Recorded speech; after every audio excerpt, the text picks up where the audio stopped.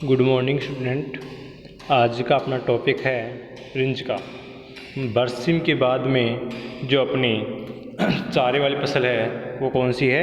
Rinse का होती है। रिंज की मीनिंग होती है alpha alpha, ALFA alpha alpha. फिर बात करें इसके वानस्पतिक नाम की तो वानस्पतिक नाम होता है मेडिकांगो सेटाइवा। वानस्पतिक नाम क्या होता है? मेडिकांगो सेटाइवा। कुल होता है फेबेसी। फेबेसी को अपन लेग्यूमिनेसी के नाम से भी जानते हैं या लेग्यूमिनेसी भी कह सकते हैं। उत्पत्ति स्थान की बात करें तो उत्पत्ति स्थान है दक्षिणी पश्चिमी एशिया। दक्षिणी पश्चिमी एशिया इसका उत्पत्ति स्थान होता है। गुणसूत्र की बात करें तो 2n=16। गुणसूत्र कितने होते हैं? 2n=16।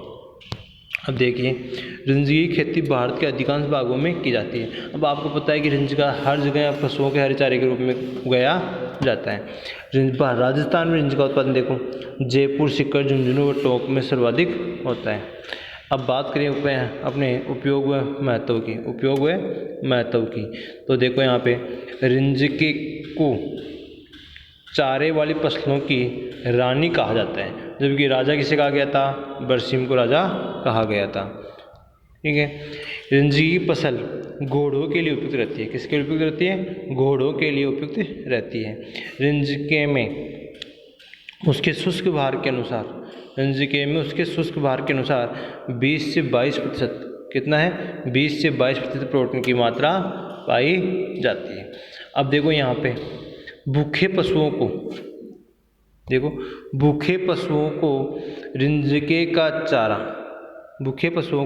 रिंजके का चारा खिलाने से आफरा बीमारी हो जाती है। अब यहाँ पे देखो, आपको मैंने 11th में बताया था कि पशुओं को भूखे पेट दलहनी फसलों का चारा कभी नहीं खिलाना चाहिए, बताया था। अब यहीं पे देखो, फिर रिंज का 1 वर्षीय व बहुवर्षीय होता है। फिर है भारत में सर्वोत्तम रिंजकी की फसल 1900 में USA से लाई गई थी। अब बात करें अपन जलवायु की, किसकी? जलवायु की। तो देखो, रिंजकी की खेती सर्दियों में की जाती है। अब आपको पता है कि रिंज का हमेशा कब उगाया जाता है? सर्दियों में उगाया जाता है। इसकी खेती के लिए 15 से 37 डिग्री सेंटीग्रेड का तापमान, कितना? 15 से 37 डिग्री सेंटीग्रेड तापमान उपयुक्त रहता है। फिर देखो, गर्मियों में रिंजकी की फसल 48 डिग्री सेंटीग्रेड तापमान सहन कर लेती है, जबकि सर्दियों में कम से कम 6.5 डिग्री सेंटीग्रेड तापमान सहन कर लेती है। बात करें अपन मृदा की, किसकी? मृदा की। तो यहाँ पे देखिएगा, उपयुक्त जल निकास वाली कौन सी है? उपयुक्त जल निकास वाली जीवांश युक्त दोमट मृदा उपयुक्त रहती है, जिसका pH मान कितना है? जिसका pH मान 5.5 से 7 के मध्य होना चाहिए। रिंज की खेती लवणीय सारी मृदाओं में नहीं की जा सकती। अब आता अपने बीज दर। तो बीज दर इसकी देखिएगा, रिंज की बीज दर होती है 20 से 25 kg प्रति हेक्टेयर। कितनी होती है? 20 से 25 kg बीज दर प्रति हेक्टेयर इसकी रखी जाती है। बात करें इसकी किस्मों की, किस्मों की बात करते हैं। तो देखिएगा, किस्मों में देखो NDRI सिलेक्शन 1, फिर है सिरसा नंबर 2, फिर है आनंद 1, 2, 5, 7 व 244। कौन सी है? आनंद 1, 2, 5, 7 व 244 की किस्में होती है। इसके अलावा चेतक है व रैम्बलर होती है। अब आता है टाइम अपने बुआई का समय कि रिंज की बुआई कब की जाती है? वही मध्य अक्टूबर से मध्य नवंबर या नवंबर का प्रथम सप्ताह। अब आता है बीजोपचार किसके द्वारा किया जाता है? राइजोबियम मेलिलोटाई। किससे किया जाता है? राइजोबियम मेलिलोटाई से बीजोपचारित करते हैं। बात करें अपन खाद एवं उर्वरक की, तो देखो यहाँ पे 20 से 25 टन तो क्या है? गोबरी खाद, 25 से 30 kg नाइट्रोजन, 60 से 80 kg फॉस्फोरस। ठीक है। अब ये है ना, नाइट्रोजन फास्फोरस व गोबरी, नाइट्रोजन फास्फोरस क्या है? नाइट्रोजन व फास्फोरस। अब आपको मैंने लिखवाया था डीप प्लेसमेंट 11th में, डीप प्लेसमेंट गहन संस्थापन का होता है कि खाद एवं उर्वरक को बीज की गहराई से 5 सेमी नीचे डाला जाता है, वो होता है गहन संस्थापन। तो यहाँ पे देखिए 5 सेमी गहराई पर डाला जाता है। कितने सेमी पर? 5 सेमी गहराई पर डाला जाता है। फिर देखिए प्रत्येक कटाई के बाद में 10 केजी नाइट्रोजन, कितना है? 10 केजी नाइट्रोजन के घोल का छिड़काव करना चाहिए। अब आता है नोट डाल के देखो, लाइन लिखवा रखी है, रिंजके की खेती। क्या है? रिंजके की खेती अगर बहुवर्षीय की जाए, रिंजके की खेती अगर बहुवर्षीय की जाए तो उसमें प्रतिवर्ष 46 केजी क्या देना चाहिए? DAP। क्या है? रिंजके की खेती अगर बहुवर्षीय की जाए तो उसमें 46 केजी क्या देना चाहिए? DAP देना चाहिए। ठीक है। फिर आता अपने सिंचाई, रिंजकी की सिंचाई। तो रिंजकी की फसल में प्रथम सिंचाई बुआई के तुरंत बाद कर देनी चाहिए। कौन सी? प्रथम सिंचाई बुआई के तुरंत बाद कर देनी चाहिए तथा इसके पश्चात 2 सिंचाई 5 से 10 दिन के अंतराल पर, कितने अंतराल पर? 5 से 10 दिन के अंतराल पर करनी चाहिए। सर्दियों में 15 से 20 दिन के अंतराल पर व गर्मियों में 7 से 10 दिन के अंतराल पर रिंजकी की फसल में सिंचाई करते रहना चाहिए। अब आता है अपने खरपतवार नियंत्रण, वीड कंट्रोल।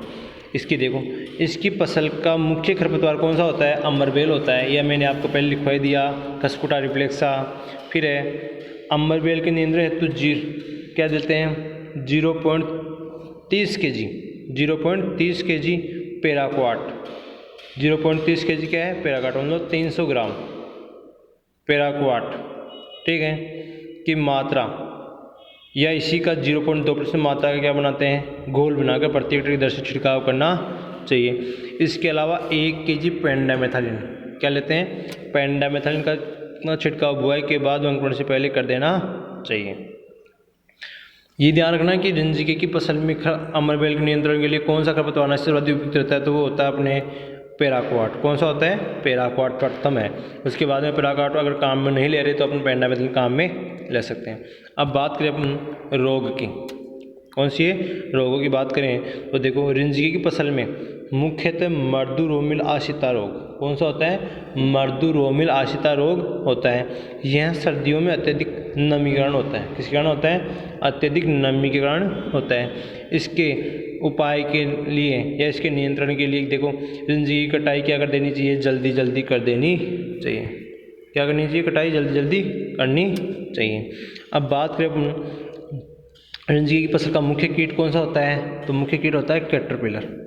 रिंजके की फसल का मुख्य कीट कौन सा होता है? कैटरपिलर होता है। यह तने व पत्तियों को काटता है। किसको काटता है? तने व पत्तियों को काटता है। इसके नियंत्रण हेतु मेलाथियन पाउडर, कौन सा लिया जाता है? मेलाथियन पाउडर का प्रति लीटर की दर से छिड़काव करना चाहिए। ठीक है। अब आता अपने मेलाथियन पाउडर, यहाँ पे लिख लो 25 केजी, 25 केजी। फिर है देखो 25 केजी। फिर है कार्य की विकार। क्या है? कार्य की विकार, फिजियोलॉजिकल डिसऑर्डर। कार्य की विकार मतलब होता है पोषक तत्व की कमी के कारण होने वाला रोग। तो यहाँ पे देखो, रिंजके की पत्तियाँ कभी कभी पीली पड़ जाती है। क्या है? कभी कभी पीली पड़ जाती है। पीली होने का मुख्य कारण क्या है? बोरोन की कमी। क्या है? बोरोन की कमी। लेकिन ध्यान रखना, वैसे अधिकतर पत्तियाँ पीली किसके कारण पड़ती है? नाइट्रोजन की कमी कारण। ठीक है। तो यहाँ पे बोरोन और एक लिख लो आप नाइट्रोजन। क्या लिख लो? नाइट्रोजन लिख लो, दोनों के कारण। इसके नियंत्रण तो 0.2% क्या करते हैं? बोरेक्स का छिड़काव करते हैं। अब आपको पता है कि जिस पोषक तत्व की कमी होती है उस पोषक तत्व की पूर्ति वही पोषक तत्व कर सकता है जिसकी उसमें कमी होती है। तो यहाँ पे बोरोन की कमी है, तो बोरोन की कमी कौन कर रहा है? 0.2% बोरेक्स। बात करें अपन कटाई की, तो किसकी बात करें? कटाई की। तो देखो, रिंजके की प्रतिवर्ष 7 से 9 बार कटाई की जाती है। कितनी बार की जाती है? 7 से 9 कटाई की जाती है। प्रथम कटाई बुआई के 50 से 60 दिन बाद में। क्या है? प्रथम कटाई बुआई के 50 से 60 दिन बाद में की जाती है तथा दूसरी कटाई 30 दिन बाद में। तथा दूसरी कटाई कितने दिन बाद में की जाती है? 30 दिन के अंतराल पर की जाती है। ठीक है। जबकि अन्य कटाइयाँ फिर कितने दिन के अंतराल पर की जाती है? वही 30 दिन के अंतराल पर। अब बात करें रिंजके की कटाई हाथ से 5 सेमी ऊंचाई से करते रहना चाहिए। ये इम्पोर्टेंट पॉइंट है कि रंजी की कटाई धरातल से कितनी सेमी ऊंचाई पर करनी चाहिए, तो वो होता है 5 सेमी। अब बात करें अपनी उपज की, तो उपज होती है 2 से 2.5 क्विंटल, तो प्रति हेक्टेयर बीज प्राप्त होता है। क्या प्राप्त होता है? 2 से 2.5 क्विंटल प्रति हेक्टेयर बीज प्राप्त होता है। फिर है तथा 800 से 1000 क्विंटल क्या होता है? हरा चारा प्राप्त होता है। ये इसका रंजीकी फसल का टॉपिक कंप्लीट। अब कल से अपने चलेगी रोकड़ फसलें।